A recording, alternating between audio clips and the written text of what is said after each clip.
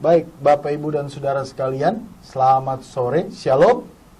Kami kembali hadir bagi saudara semua dalam pelayanan KTB, Kelompok Tumbuh Bersama dari Gereja Bethel Indonesia, Jemaat Pelopor Kemah Pujian yang ada di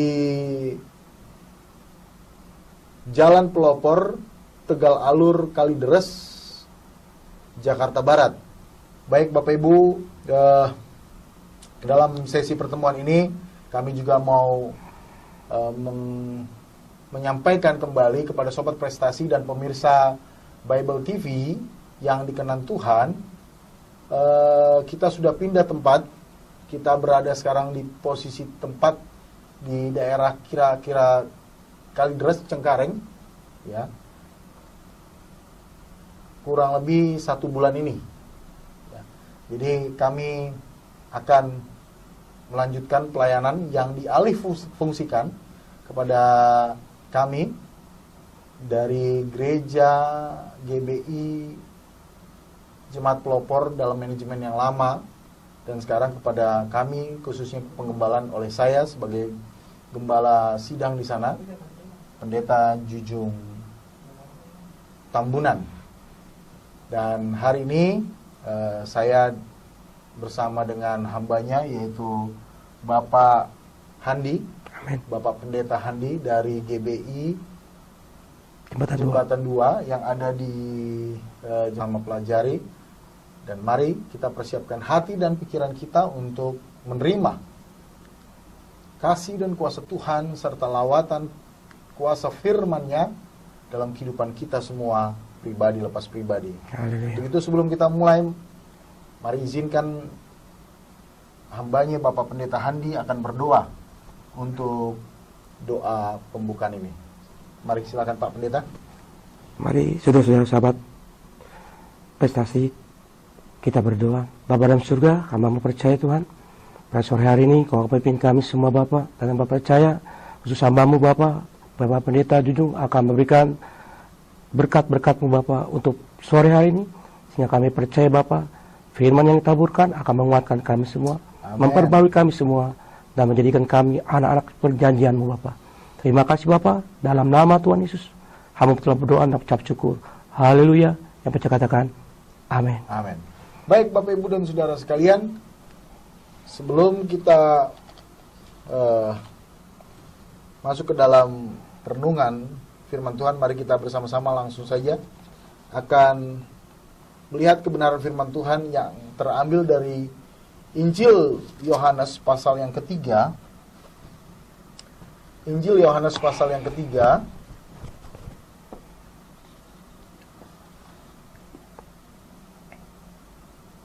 ayat yang ke-16. Ini ayat kebenaran firman Tuhan yang sudah sering kali Bapak, Ibu, dan Saudara sekalian dengar. Bahkan mungkin waktu kita masih muda atau mungkin lebih kecil lagi, yaitu anak-anak sekolah minggu. Dan kita sering juga mendengar di kehidupan anak-anak sekolah minggu kita untuk menjadi ayat hafalan, ayat kebenaran firman Tuhan yang kita sharingkan dan renungkan ini secara bersama. Ya, jadi mari kita lihat kebenaran firman Tuhan ini bukan karena kita sudah hafal, tapi marilah saya menghimbau kembali supaya saudara yang mempunyai Alkitab. Karena begitu besar kasih Allah akan dunia ini, sehingga Ia telah mengaruniakan anaknya yang tunggal, supaya setiap orang yang percaya kepadanya tidak binasa, melainkan beroleh hidup yang kekal. Baik, kira-kira di dalam perenungan ini, apa yang menjadi dasar pemikirannya? Di dalam firman Tuhan ini, apa yang menjadi dasar pemikirannya? Sehingga Bapa di surga dengan kasih-Nya, Ia mengorbankan, mengaruniakan anaknya. Ada 4 hal di sini yang boleh kita bahas secara bersama ya Pak Handi ya. Bahwa dari kebenaran firman Tuhan ini, 4 hal ini yang bisa kita lihat dari ayat yang ke-16. Yang pertama tentunya adalah berbicara masalah kasih Allah yang begitu besar. Ini menjadi sebab musababnya. Ya.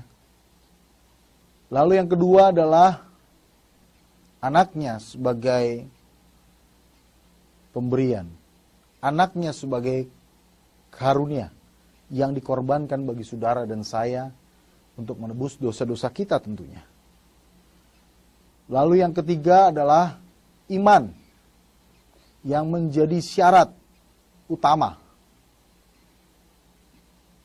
Dan yang keempat adalah kehidupan setelah kematian. Atau Alkitab di dalam Injil pasal yang ketiga ini ayat 16 dijelaskan tentang hidup kekal, tidak binasa.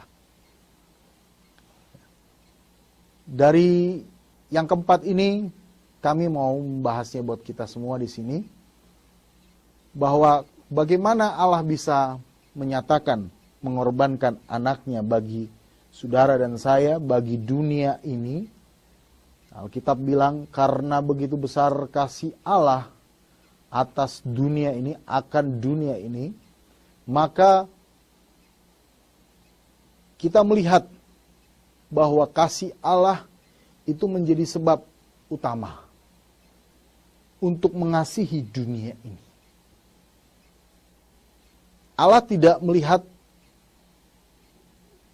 apa dan seperti bagaimana dunia dengan keadaannya. Tetapi Allah mengetahui dengan jelas bahwa dunia ini dengan seluruh keberadaannya sudah hancur, sudah rusak. Dan boleh dikatakan dunia ini dalam arti ilmu pengetahuan alam itu sebagai kosmos yang sudah memiliki kerusakan, kehancuran yang begitu luar biasa hebatnya. Karenanya kita melihat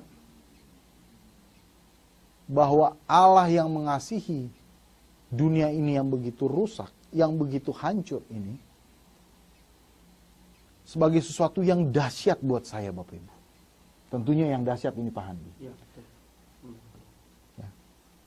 Di dalam tafsiran yang ada, di dalam kebenaran firman Tuhan ini, dunia ini dalam bentuk kosmos yang hancur, Bapak Ibu. Jadi sesuatu yang hancur, tetapi dikasihi. Wah, bagi saya ini sesuatu yang luar biasa. Sesuatu yang rusak, yang sudah tidak menentu gambarnya, sudah tidak jelas bentuknya, tetapi dikasihi. Luar biasa. Itulah kasih Allah, Bapak Ibu. Jadi Allah mengasihi bukan karena dunianya yang sudah rusak. Tapi memang Allah lah yang menjadi kasih itu. Allah lah yang orang yang biasa-biasa aja, Pak Handi. Ya.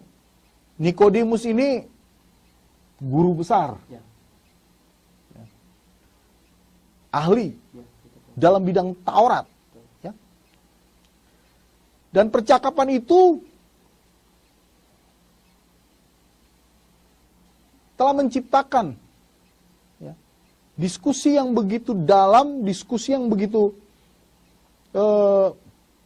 kalau mau dibilang sangat sangat penuh dengan pengertian yang penuh pemaknaan dalam pengertiannya, dan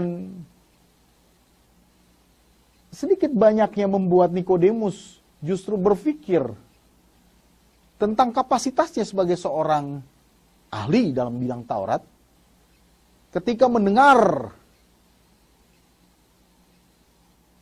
pemikiran-pemikiran dari Yesus Kristus. Oh, ini luar biasa Bapak Ibu, ya. Dia tidak pernah mengerti bahwa kasih itu menjadi sebab. Ya. Dia tahu Bapak Ibu. Ya Pak Handi ya. Jadi kalau secara pemikiran orang-orang Yahudi, Nikodemus ini ngerti gitu bahwa Allah itu adalah kasih. Dia tahu. Dia seorang ahli Taurat. Tentunya dia sudah banyak membaca tentang buku-buku Taurat, kitab-kitab Taurat sebelumnya, yang menjelaskan tentang Allah yang adalah kasih. Tetapi pemaknaan di dalam Allah yang adalah kasih terhadap hidupnya sebagai ciptaan Tuhan, Nikodemus juga, Allah yang adalah kasih terhadap dunia ini, di mana Nikodemus itu juga tinggal di dalamnya, yang sudah rusak, yang sudah hancur, yang begitu besar, begitu dalam terhadap dunia ini, terhadap manusia ini, dia tidak pernah mungkin punya sampai kepada tahap pemikiran yang seperti itu. Dia tahu Allah itu adalah kasih. Menurut tulisan para ahli, menurut tulisan para nabi sebelumnya. Ya, dan mungkin kitab-kitab Mazmur, kitab-kitab puisi sebelumnya. Tetapi tentang Allah yang adalah kasih, mengasihi dunia ini yang sudah rusak dan hancur ini, bagi dia sesuatu yang bukan beda, tapi sesuatu yang dalam pemaknaannya. Ya, dia tahu bahkan mungkin dunia ini sudah rusak. Tetapi disitulah yang menjadi pemikiran utamanya, pemaknaan yang mendalam tadi. Bahwa karena kasih Allah lah, dunia yang rusak ini bisa diselamatkan. Setuju saya. Bagaimana menurut Pak Andi kira-kira? Ya, itu disitu sangat luar biasa memang pemikiran dari Nikodemus yang baru mengetahui Ya. tentang kebenaran itu. Jadi saya percaya kalau memang tadi di dalam kasih itu ada satu perubahan yang besar. Ya. Iya. Jadi ada sebuah pengertian bahwa Nikodemus yang merupakan bagian dari dunia ini sekalipun, ya, dia juga merupakan salah satu tujuan. Ya, saat ini sangat luar biasa. Ya. Dibandingkan dengan sekarang kita perubahan teknologi. Ya. Perubahan Yes. zaman yang memang sungguh dahsyat sekali. Oke. Itu yang saya rasa memang tidak bisa bayangkan dengan keadaan sekarang ini yang kalau kita lihat. Betul. Maka itu kalau memang kalau dilihat saat ini kasih sudah mulai Pudar. Pudar. Oke, Matius 24 ya. Betul. Betul. Lalu gimana Pak? Ya maka itu kita perlu tadi Yesus katakan mendengar satu kasih yang harus kita tekankan di dalam kehidupan kita. Iya. Memang perlu kita berbarui di dalam tiap pengorbanan, juga dalam tujuan kita hidup. Memang harus ada katakan tadi, yaitu Allah memberikan satu anak yang tunggal untuk korban. Nah, karena kasihlah maka Allah mengorbankan, mengaruniakan. Wah, luar biasa bagi saya Pak Andi. Makanya saya bilang ini, kasih Allah itu tidak ada duanya Pak Andi. Tidak ada duanya terhadap dunia ini yang sudah rusak, hancur dan segalanya Pak Andi, Pak Pendeta. Jadi kalau saya melihat Pak Andi, dunia yang sudah rusak ini memang terbukti ya. Kita sebagai anak-anaknya nggak bisa pungkiri, kita berada di tengah-tengah dunia yang sudah hancur ini. Belum lama Bapak Ibu dan mungkin Pak Pendeta ya, Pak Handi, kita melihat seorang gembong narkoba. Ya? Gembong narkoba sudah divonis mati, sudah dalam tahanan, tapi bisa menjadi pengelola bisnis narkoba di Indonesia. Dan dia ditahan bukan tahanan yang dekat-dekat sini di Jakarta, Cilacap. Tapi luar biasa Bapak Ibu dan Saudara sekalian. Itulah bentuknya kerusakan ya, kerusakan yang ada di dalam dunia ini Pak Andi ya, betul kan? Betul kan? Kerusakan yang jelas-jelas faktanya, jelas-jelas ya. Tapi kita nggak sedikit juga melihat dan mengetahui sekeliling kita, Bapak Ibu dan Saudara sekalian. Kerusakan-kerusakan yang sudah terjadi di dalam kehidupan di antara kita atau di tengah-tengah kita. Terlalu banyak, Bapak Ibu. Ya. Mungkin Pak Handi bisa membagikan sesuatu hal dari apa yang dialami atau hal-hal yang buruk yang terjadi di tengah-tengah kehidupan keluarga atau pelayanan atau Pak Handi? Ya, banyak sekali terlihat dalam kehidupan. Ya, Yesus. Oke, lanjutin gimana? Makanya itu kita percaya bahwa ketika ada masalah yang saya hadapi pun saya percaya di mana kasih ini perlu ditegakkan. Kasih perlu ditegakkan. Ditegakkan. Karena Yesus sendiri didatangkan atau dikaruniakan. Ya. Ya, dinyatakan bagi dunia ini yang rusak tadi karena kasih Bapa di surga. Itu dia poinnya. Wah, luar biasa betul. Makanya bagi saya, nggak tahu bagi semua orang, tapi saya yakin semua setuju dengan saya. Kasih Allah Bapa di surga adalah kasih yang luar biasa. Haleluya. Pak Andi setuju ya? Setuju Pak Pendeta. Ya kan? Nah, memang kalau kita lihat di dalam 1 Yohanes pasal yang kedua, mari kita buka Alkitab. Saya minta tolong Pak Pendeta untuk membacanya di dalam bukan Injil tapi kitab 1 Yohanes pasal yang kedua. 1 Yohanes ya, surat 1 Yohanes. Surat 1 Yohanes pasal yang kedua ayat yang ke-15 sampai yang ke-17. Bahasa berapa? 1 Yohanes pasal yang kedua ayat 15 sampai yang ke-17. Mantap. Janganlah kamu mengasihi dunia, apa yang ada di dalamnya. Jikalau orang mengasihi dunia, maka kasih akan Bapa tidak ada di dalam orang itu. Ayat 16 dikatakan, sebab semua yang ada di dalam dunia, yaitu keinginan daging dan keinginan mata, serta keangkuhan hidup, bukanlah berasal dari Bapa, melainkan dari dunia. Ya. Ayat 17 yang terakhir, Pak, boleh saya bacakan? Boleh. Dikatakan, dan dunia ini sedang lenyap dengan keinginannya, tetapi orang yang melakukan kehendak Allah tetap hidup selama-lamanya. Haleluya. Memang kita nggak pungkiri Pak Andi ya, Pak Pendeta dan semua pemirsa dan sobat prestasi Bible TV ya yang dikenan Tuhan. Kita nggak pungkiri kita berada di tengah-tengah dunia ini ya. Tapi persoalannya kita tentunya tidak akan mengasihi dunia ini dengan seluruh keberadaannya ya. Di dalam 1 Yohanes pasal yang kedua jelas bahwa ada suatu perintah.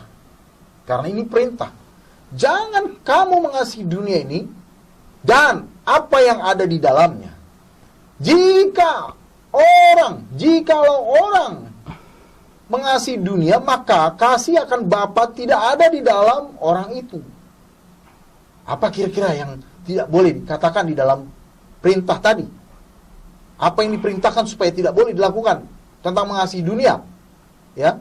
Ayat yang ke-16, sebab semua yang ada di dalam dunia yaitu keinginan daging dan keinginan mata serta keangkuhan hidup bukanlah berasal dari Bapa, melainkan dari dunia ini. Jadi ada 3 hal yang dikatakan di situ Bapak Ibu. Keinginan daging. Galatia pasal yang kelima jelas. Apa yang menjadi keinginan daging. Ya. Keinginan mata serta keangkuhan hidup Bapak Ibu dan Saudara sekalian. Dari sobat prestasi dan pemirsa Bible TV. Itu yang sangat Alkitab perintahkan supaya tidak dilakukan. Tetapi tadi ya kita lihat sendiri bagaimana dunia yang sudah rusak ini ya. Banyak keinginan-keinginan daging. Tadi Pak Handi bilang dari kalangan hamba-hamba Tuhan juga. Banyak yang merasakan keinginan daging itu masih utama di dalam kehidupannya. Saya pun tidak pungkiri itu secara pribadi Bapak Ibu. Bukan saya menghakimi, bukan. Tapi saya secara pribadi pun juga mengakui bahwa terkadang atau mungkin seringkali ya, kita lebih masih keinginan daging diutamakan di dalam kehidupan iman kita. Keinginan mata dan keangkuhan hidup mungkin masih lebih sering kita pelihara di dalam kehidupan kita. Wah, ini sungguh jelas perintah ini Pak. Betul Pak Pendeta. Betul. Ya. Sangat jelas ya Alkitab menyampaikannya. Ya Bapak Ibu. Jadi itulah makanya yang dikatakan di dalam Yohanes. Karena Allah yang begitu besar, mengasihi dunia ini, yang di dalamnya orang sudah mengasihi, yang sudah mengikuti keinginan daging, keangkuhan hidup, dan apa tadi, mata ya? Keinginan mata, yang di dalamnya dari perintah yang sangat dilarang tadi, itu sudah sangat mendominasi di dalam kehidupan dunia ini. Mendominasi, lebih utama lagi. Ya, kita tidak pungkiri dunia sudah semakin rusak, Bapak Ibu. Ya, haus akan kekuasaan, haus akan otoritas, haus akan popularitas, haus untuk segala sesuatunya, keinginan daging, keinginan mata, ya kan? Dan sebagainya. Itu jelas diperintahkan oleh Alkitab. Tidak boleh diikuti. Karena Alkitab berkata, bukan Jujung yang berkata, bukan Pak Pendeta Handi yang berkata. Alkitab yang berkata, itu tidak berkenan atau tidak sesuai dengan kehendak Allah. Amin. Baik, Bapak Ibu dan Saudara sekalian. Jadi kerusakan dunia ini tidak menjadi masalah sebetulnya. Memang kasih itu semakin pudar, tapi kasih yang dari Bapa Surgawi, saya sangat yakin, itu sangat sanggup, sangat mampu untuk memulihkan dunia yang telah kehilangan kasih. Poin yang kedua, Bapak Ibu, yaitu berbicara tentang anaknya sebagai karunia. Ya, coba tolong dibacakan lagi Pak Andi ayat yang ke-16 tadi. Dibaca lagi di dalam 1 Yohanes. Bukan, Yohanes kan telah memberikan anaknya yang tunggal. Kenapa? Baik, sampai situ aja Bapak Ibu. Haleluya. Ini kelanjutan ya. Walaupun memang kasih Allah itu ya sebagai sebab utamanya. Tetapi Allah yang adalah kasih, Dia menunjukkan kasihnya kepada dunia ini dengan menyerahkan anaknya yang tunggal itu bagi tebusan dosa-dosa dunia yang sudah rusak. Bagi tebusan, bagi korban kan penebusan untuk dunia yang sudah rusak. Agak sedikit kontradiksi memang Bapak Ibu. Tapi ya kita nggak bisa pungkiri Pak Pendeta ya, bahwa terkadang seperti tadi saya membuktikan, misalkan saya mengasihi istri saya, kita mengatakan I love you so much, ya kan, kepada istri saya, kepada anak saya I love you so much. Tetapi hanya sekedar ucapan doang kan itu nothing tandanya Pak. Betul, Pak Pendeta. Betul ya? Betul, Pak Pendeta. Ya kan? Tapi justru dengan dia menyampaikan firman-Nya, karena begitu besar kasih Allah, tetapi ada tindakan, ada bukti yang menyatakan bahwa kasihnya itu hidup, ada bukti yang menyatakan bahwa kasihnya itu ada di tengah-tengah dunia yang sudah rusak ini Bapak Ibu, di tengah-tengah dunia yang sudah hancur ini, ada bukti ya. Nah, inilah luar biasanya ya, Allah Bapa di surga ya, membuktikan bahwa kasihnya itu ada. Walaupun terlihat bertabrakan, kontradiksi. Kok ngapain sih Allah Bapa di surga menyatakan kasihnya bagi dunia ini yang sudah rusak? Kalau dunia bilang gimana Bapak Pendeta? Kalau sudah lihat sesuatu yang rusak menurut Bapak gimana? Ya pasti dibuang. Pasti dibuang. Betul ya? Jelas. Pasti dibinasakan, dihancurkan ya. Juga, ya. Ya. Tetapi Bapak tidak melihat dunia yang sudah rusak ini seperti pandangan manusia layaknya, seperti biasa. Ya. Manusia memang bisanya hanya membiarkan saja. Ya. Masa bodoh. Betul. Ya. Masa bodoh. Tapi bagi Allah tidak. Ya. Bagi Allah, sekalipun itu terlihat kontradiksi, tapi kasih Allah itu harus tetap dinyatakan. Inilah pemberian yang tak dapat diukur nilainya oleh apapun juga. Tak dapat dibandingkan nilainya oleh siapapun juga. Karena di dunia ini, Alkitab sendiri juga sudah mengatakan, tidak ada seorang yang pun yang sanggup memberikan hidupnya kepada sesamanya. Betul. Ya.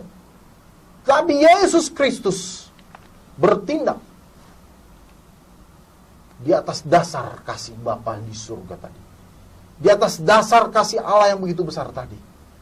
Ya. Untuk menyelamatkan dunia yang seharusnya dibinasakan tadi menurut Pak Handi. Betul. Dihancurkan dia seharusnya. Tetapi justru dikasihi.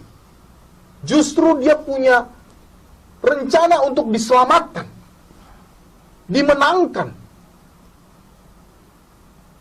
bagi kemuliaan Allah. Haleluya. Bagaimana menurut Pak Pendeta kira-kira dalam hal ini? Haleluya. Haleluya.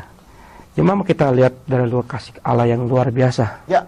Yang memang tadi poinnya anaknya yang tunggal itu memberikan buat kita keselamatan. Ya. Dan saya percaya memang ini ada satu yang lebih daripada satu peristiwa yang dibandingkan dengan dunia lain. Yang tadi saya sudah sampaikan, kalau sudah dunia dikatakan rusak, buang. Saya punya istri Bapak Ibu. Puji Tuhan. Ya, Pak Pendeta juga, itu kalau lihat barang-barang bekas. Itu saya seringkali bertabrakan sama dia. Haleluya. Bertabrakan, dia bilang gini, ini saya tidak suka barang-barang ini semua katanya. Kenapa nggak suka, saya bilang itu. Ini semua bikin berantakan aja. Bahkan saya punya buku-buku bekas dari sekolah saya dulu di Tawangmangu kan. Jadi saya melihat, waduh, ini dibuang aja kalau nggak bisa, kalau nggak dihibahkan aja. Enak aja, saya bilang. Enak aja mau dihibahkan gitu kan. Kalau ini ilmu susah diambil, susah didapat ya kan. Iya, dengan berkeringat kita dapatkan, dengan jerih payah ya susah-susah kita dapatkan. Mau dihibahkan begitu aja. Kalau bicara dihibahkan masih halus Bapak. Ya Pak Pendeta ya. Tapi kalau dibilang buang, aduh. Udah pusing deh saya ngeliatnya kan. Ya kan belinya pakai uang, Pak. Betul, ya kan? Betul, belinya pakai uang, ya kan? Bukan pakai daun, Pak. Gitu. Ya, belinya pakai uang. Karena itu makanya saya bilang, itulah bedanya manusia dengan Allah. Haleluya. Di surga. Kalau manusia sifatnya mungkin maaf, bisa saja membiarkannya. Bisa saja menyepelekan. Bisa saja memasa bodohkan. Tapi Allah tidak. Allah peduli. Amin. Allah peduli. Ini luar biasanya. Kasih Allah membuktikan bahwa Allah itu peduli. Allah peduli akan keadaan dunia yang sudah jahat ini. Keadaan dunia yang sudah rusak ini. Rusak benar. Ya. Bahkan kasihnya mungkin yang sudah dicurahkan 2000 tahun yang lalu sudah mulai pudar. Tadi Matius 24 tadi, ya kan? Sudah mulai usang. Tapi justru dia tetap peduli. Sampai sekarang saya sangat yakin, Pak. Benar. Allah tetap peduli. Allah tetap peduli. Allah tetap peduli. Walaupun memang ya kita tidak pungkiri dengan proses alam yang sering terjadi banyak ya, Pak ya. Betul. Ada mungkin musibah, ada mungkin bencana alam dan sebagainya. Tapi itu tidak pernah melunturkan dari sifat kasih Allah itu. Ya, betul. Amin. Haleluya.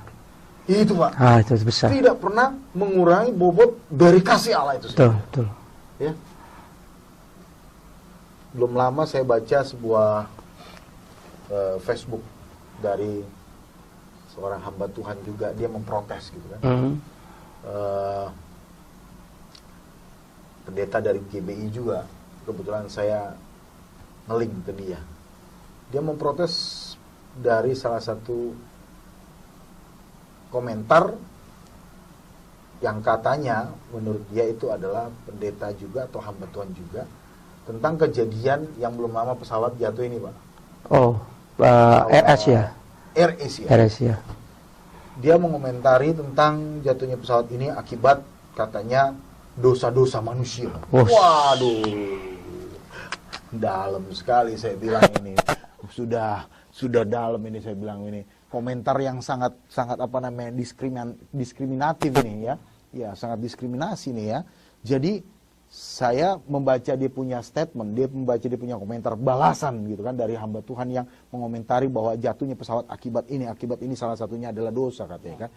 Terus saya lihat positif juga tanggapannya gitu kan. Saya setuju dengan tanggapan yang mengomentari pikiran-pikiran yang buruk, pikiran-pikiran yang negatif tadi tentang jatuhnya pesawat itu, ya kan?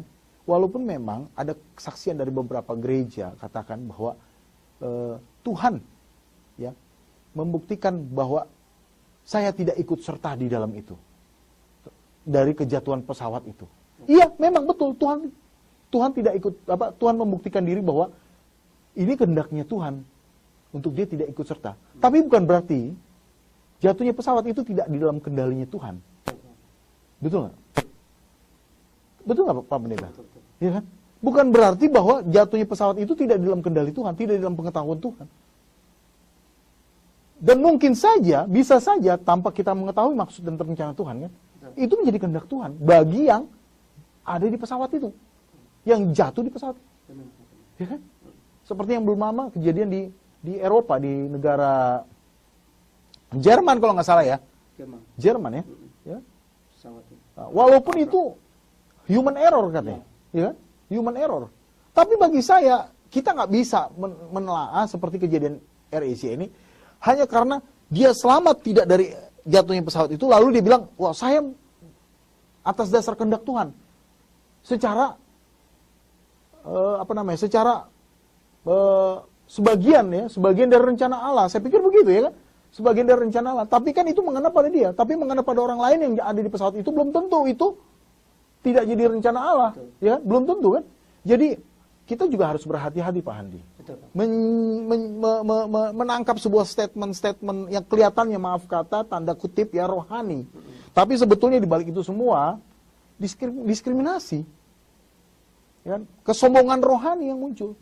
Nah, kita bukan lari dari firman Tuhan, tapi saya harus menyampaikan bahwa kasih Allah tidak karena dilihatnya keadaan buruk atau baik. Loh ini terbukti kok, Pak Pendeta. Dunia yang sudah rusak hancur ini. Nah, gimana menurut Pak Pendeta kira-kira?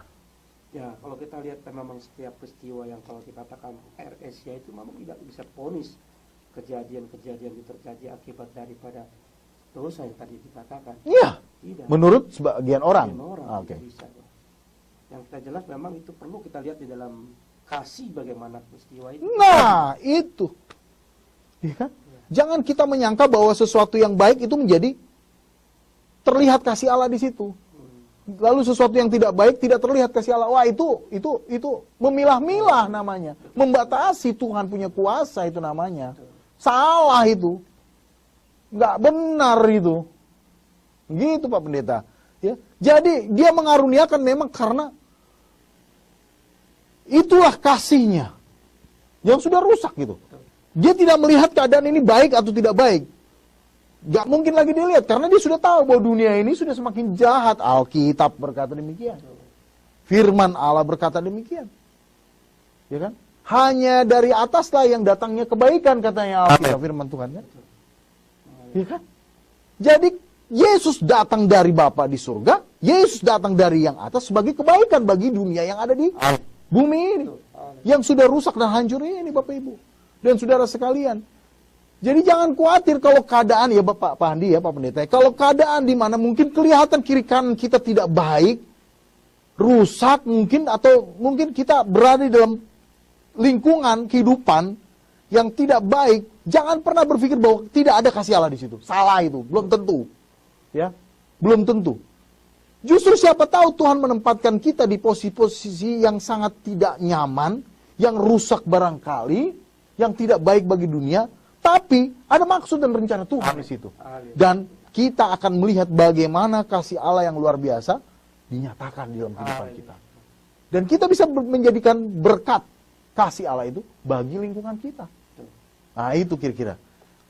Nah itulah yang membuat saya pun juga mulai mengerti, memahami Yohanes pasal yang ketiga ini Pak Pendeta. Ya kan? Mulai memahami. Lalu ayat yang ke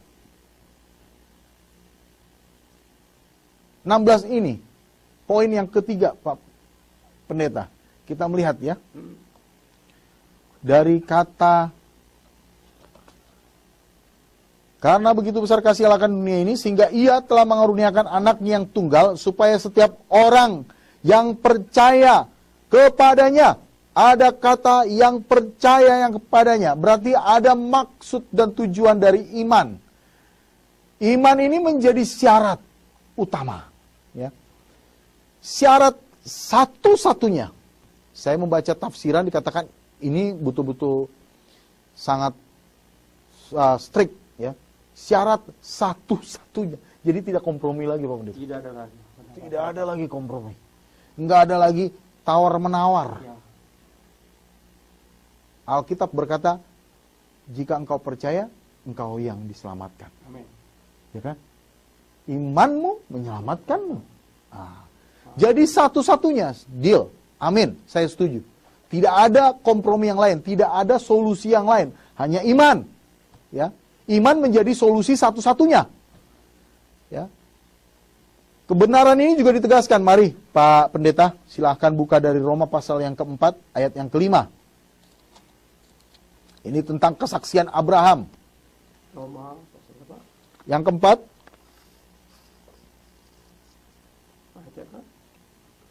Kelima.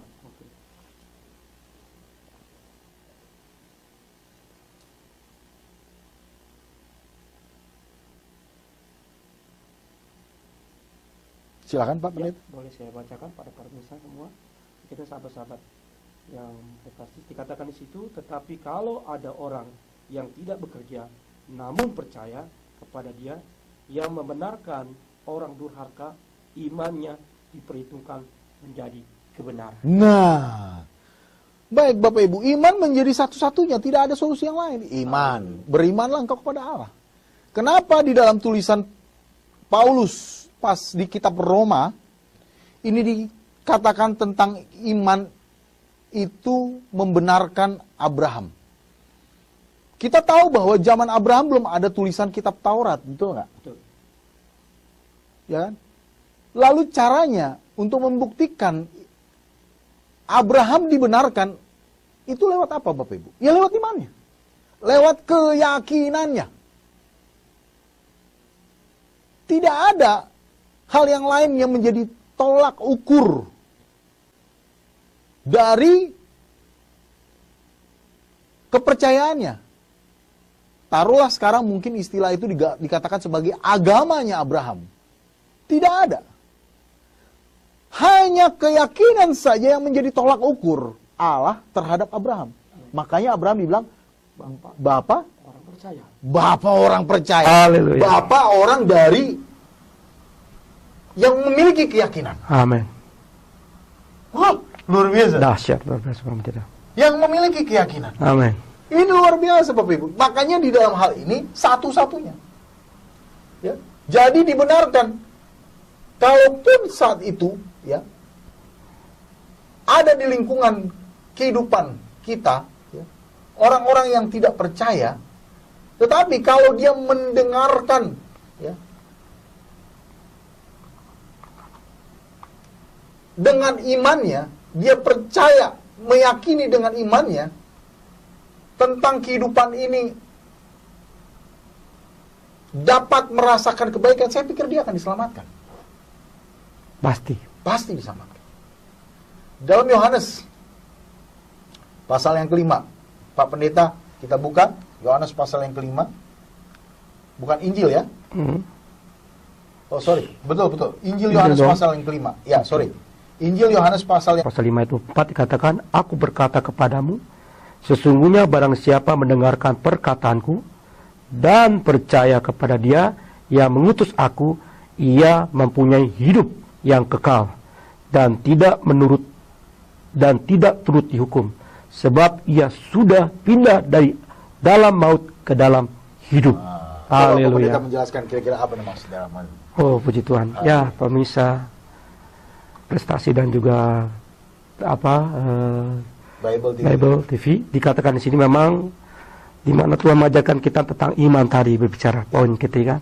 Memang dikatakan, memang satu ucapan dikatakan, aku berkata kepadamu, sesungguhnya barang siapa mendengar perkataanku, mendengar perkataanku dengan jelas, dia mengetahui dan mengerjakan apa yang dikatakan Bapaknya, dikatakan Allah kita, dan di situ dikatakan dan percaya kepada Dia yang mengutus aku. Jelas di situ. Berarti dengan kata lain, ketika dia mengenal Yesus sebagai anak Allah yang sudah mati bagi dia, yang sudah berkorban dari dia, dan dia sudah menyatakan bahwa percaya dengan dia dan mendengar perkataan dia, yang mengutus apa yang diutus oleh Bapaknya, maka di situ katakan tidak turut dihukum. Ya, karena disitulah kata Tuhan dipindahkannya dari maut dan memperoleh hidup yang kekal. Haleluya. Itu kemuliaan bagi Tuhan kita dan pemirsa. Haleluya. Haleluya. Ya, jadi saya sangat yakin Alkitab adalah firman Allah. Puji Tuhan. Haleluya. Jadi saya sangat yakin firman Tuhan ini, walaupun memang terlihat keras berbicara mungkin hari ini Bapak Ibu dan Saudara sekalian, tapi bagi saya kebenaran ya tidak akan pernah kembali dengan sia-sia. Dia akan mengerjakan apa yang menjadi kehendak Allah bagi hidupmu dan hidupmu. Haleluya. Ya. Jadi itulah yang ketiga Bapak Ibu. Jadi dengan iman, standar ya atau ukuran ya, syarat lah ya, ini menjadi syarat. Lalu yang keempat Bapak Ibu ya. Jadi kalau kita sudah percaya, maka ada akibatnya. Yang keempat dari Yohanes pasal yang ketiga tadi, Injil Yohanes pasal yang ketiga tadi, ayat yang ke-16 berkata demikian, karena begitu besar kasih Allah akan dunia ini sehingga ya telah mengaruniakan anaknya yang tunggal, supaya setiap orang yang percaya kepadanya tidak binasa, melainkan beroleh hidup yang kekal. Haleluya. Ya. Hidup yang kekal, luar biasa ya. Mari kita lihat Yohanes pasal yang ke-6 ayat yang ke-29. Injil Yohanes pasal yang ke-6 ayat yang ke-29. Injil Yohanes pasal 6 ayat yang ke-9. Ya, Injil Yohanes pasal yang ke-6 ayat yang ke-29. Jawab Yesus kepada mereka, inilah pekerjaan yang dikehendaki Allah, yaitu hendaklah kamu percaya kepada Dia yang telah diutus Allah. Ayat yang ke-40-nya. Ayat yang ke-40-nya. Sebab inilah kehendak Bapakku, yaitu supaya setiap orang yang melihat anak dan yang percaya kepadanya beroleh hidup yang kekal, dan supaya aku membangkitkannya pada akhir zaman. Haleluya. Dari keimanan yang kita percaya, dari keyakinan yang kita percaya, kita tidak lagi menjadi khawatir karena terlihat seperti tidak ada gambaran kehidupan ya bagi orang-orang yang tidak percaya di dalam Yesus Kristus. Tetapi bagi orang yang percaya ke dalam Yesus, di dalam Yesus Kristus ya, dengan iman mereka akan memperoleh jaminan hidup yang kekal. Haleluya. Ya. Jadi tidak pernah ada alternatif jalan yang lain, hanya Yesus Kristus yang bisa memberi saudara kepada kehidupan yang kekal. Ya. Dalam kehidupan setelah kita mati. Ya. Mungkin Bapak Ibu akan berpikir, loh kok ada kehidupan setelah kematian? Bagi orang yang nggak percaya sama Yesus Kristus, ya pasti akan bertanya seperti itu. Tapi kalau dia percaya sama Yesus Kristus, kehidupan setelah kematian itu pasti ada. Di dalam Yesus Kristus ada jaminannya. Ada pembuktiannya. Ya. Karena ada jaminan. Waktu ke depan kita akan melihat perayaan hari kenaikan Yesus Kristus pada tanggal 14 Mei.